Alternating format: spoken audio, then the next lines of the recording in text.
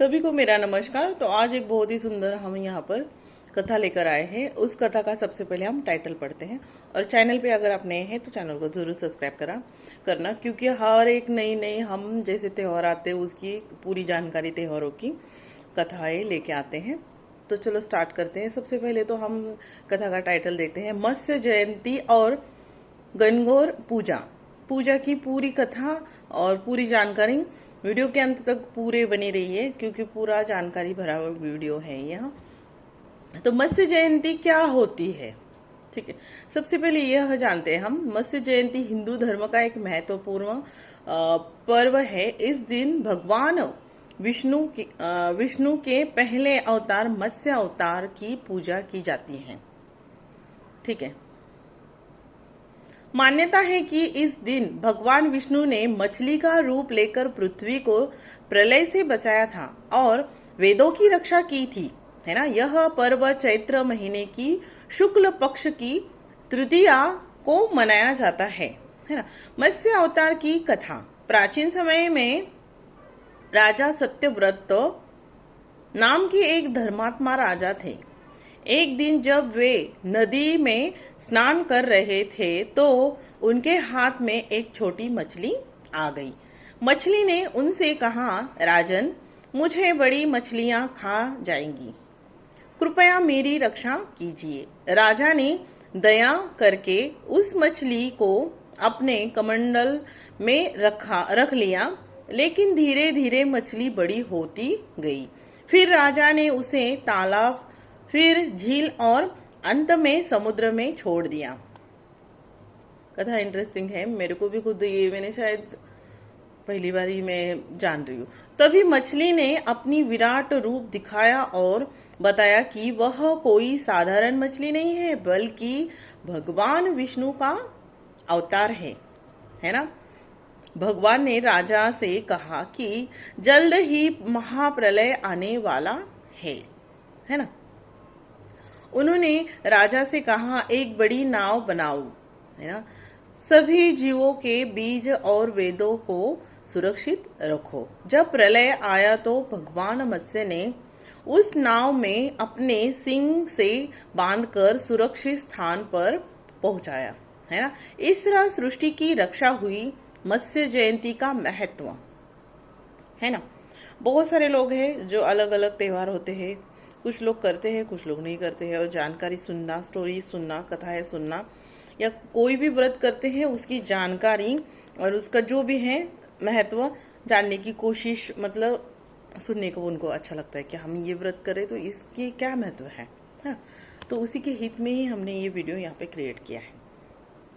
तो मत्स्य जयंती का महत्व। मत्स्य जयंती का आध्यात्मिक महत्व बहुत बड़ा माना जाता है। इस दिन पूजा करने से पापों का नाश होता है, जीवन में संकट दूर होते हैं, है ना। भगवान विष्णु की कृपा मिलती है, घर में सुख और समृद्धि आती है। इस दिन लोग व्रत भी रखते हैं और भगवान विष्णु की पूजा करते हैं, है ना। तो गणगौर पूजा क्या है ना, ये भी हम जानते हैं। खासकर राजस्थान में और उत्तर भारत का एक बहुत प्रसिद्ध त्योहार है। तो यह पर्व भगवान शिव और पार्वती को समर्पित होता है। यहाँ माता पार्वती को गौरी कहा जाता है, इसलिए इस त्योहार को गण गौर कहा जाता है ना। गण प्लस गौरी इसका अर्थ है। तो इस दिन महिलाएं अपने पति की लंबी उम्र और सुखी वैवाहिक जीवन के लिए पूजा करती हैं, है ना। गणगौर पूजा कब मनाई जाती है? गणगौर पूजा चैत्र नवरात्रि के बाद मनाई जाती है। अभी ये आने वाला है, उससे पहले हम यहाँ पे वीडियो शूट कर रहे हैं और जो भी जानकारी है आपके तक पहुँचाने की एक कोशिश कर रहे हैं, ठीक है। तो गणगौर पूजा चैत्र नवरात्रि के जैसे यह त्योहार लगभग 16 दिनों तक चलता है। इस दिन इसका अंतिम दिन बहुत ही धूमधाम से मनाया जाता है। तो गणगौर पूजा की कथा। एक बार माता पार्वती पृथ्वी पर आई। उन्होंने देखा कि कई महिलाएं अपने पति की लंबी आयु के लिए व्रत रखती हैं। माता पार्वती उनकी भक्ति से बहुत प्रसन्न हुई और उन्होंने सौभाग्य और सुखी जीवन का आशीर्वाद दिया। तभी से महिलाएं गणगौर का व्रत रखती हैं। गणगौर पूजा कैसे की जाती है? गणगौर पूजा बहुत श्रद्धा से की जाती है। पूजा की विधि इस प्रकार होती है। सुबह जल्दी उठकर स्नान करें, घर को साफ करके पूजा की तैयारी करें, माता गौरी और भगवान शिव की प्रतिमा स्थापित करें, उन्हें सुंदर कपड़े और फूल अर्पित करें, मेहंदी, सिंदूर और श्रृंगार की बहुत सारी चीजें होती हैं उनको चढ़ाएं, है ना। मिठाई और फल का भोग लगाएं और आरती भी करें, है ना। जब भी आप कोई भगवान की व्रत करते हैं, पूजा पाठ करते हैं, तो सर्वप्रथम आपको गणेश भगवान को स्थान देना है। गणेश भगवान की स्थापना भी करनी है। जो भी आप व्रत करते हैं, पूजा पाठ करते हैं, तो चाहे आप शिव भगवान हो, गौरी जी की पूजा हो, पार्वती माता हो, सभी यही एक ही नाम है इनके। तो जो भी भगवान की आप पूजा करते, प्रथम जब आप आरती करते हो तो गणपति भगवान की आरती करनी है। उसके बाद आपने जिन भगवान का व्रत किया है तो उनकी आरती करनी है ना, क्योंकि उनको वरदान मिला है गणेश भगवान जी को कि पृथ्वी पे जब भी कोई मनुष्य पूजा पाठ करेगा सर्वप्रथम गणेश जी को स्थान मिलेगा, है ना। हमारे हर एक कथा में हम ये चीज बताते हैं, कई लोग भूल जाते हैं ना। तो गणगौर का विशेष महत्व। गणगौर पूजा खासकर महिलाओं के लिए बहुत महत्वपूर्ण है मानी जाती है। इस दिन पूजा करने से पति की लंबी आयु होती है, विवाह में सुख और प्रेम बनता रहता है, अविवाहित लड़कियों को अच्छा जीवन साथी मिलता है।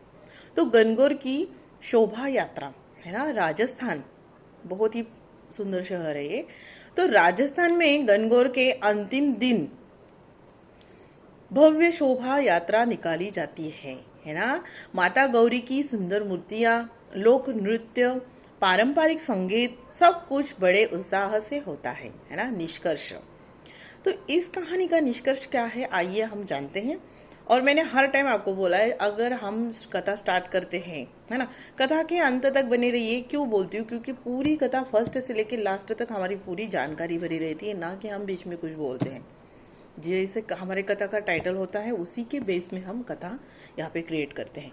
तो मत्स्य जयंती और गणगौर पूजा दोनों ही हिंदू धर्म के पवित्र और महत्वपूर्ण त्योहार है।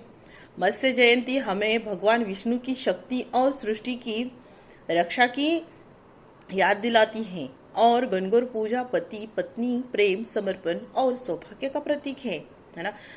तो इस तरह से देखो, हमने जो हमारा आने वाला त्योहार है उसकी जानकारी हमने पहले ही अपने वीडियो अपने चैनल पे अपलोड करने की कोशिश की छोटी सी।